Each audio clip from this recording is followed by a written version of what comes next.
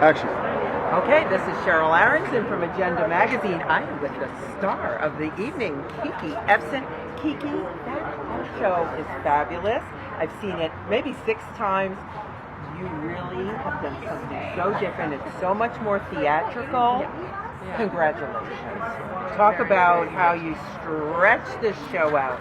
Well, I was talking to somebody earlier about a one-woman show. I didn't go out to try and make one, but one developed around me by making one record for my dad, Scarecrow Sessions. Yeah. The stories came out of that, and then it just sort of turned into this. Now we're in the theater, and we have props, and I have marks I have to hit, and I know. But the story just gets better told.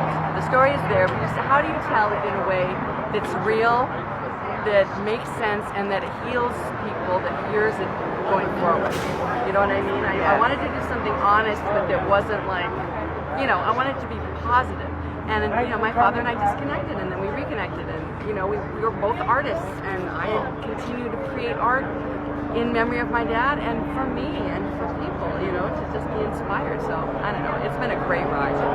Okay, so what I loved about it is that you added so many more elements, dramatic elements that we did not have.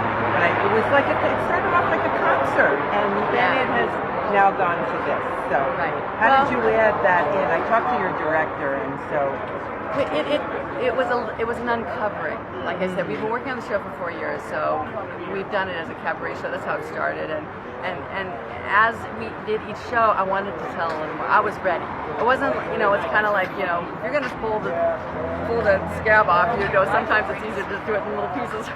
Right. And then really flesh out the wound, and then you heal completely, and it's just, it's amazing. I don't know, I just thought it was, as a journey as an artist, as a singer, as a creative person, I highly suggest going into your family background and seeing what you can find, because there's not only an amazing history with my dad, of things that I did not know, and I'm still reading his letters, but to read him talk about rehearsing with Shirley Temple and Fanny Bryce, and his years in New York, and when he struggled and didn't have enough money to really literally to buy an overcoat, and he was living on peanut butter, like we hear. But my dad, the one I knew, was Jet Clampett, Barnaby Jones.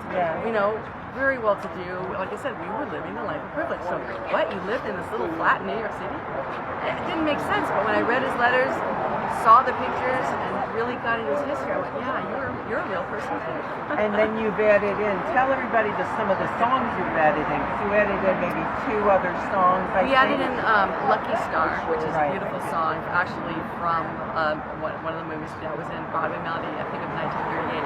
And I added in a piece where we talk about my dad used to take me out to look at the stars and to try and get me perspective on what it's like to be in life. Don't get so worked over the little things, because look where we are.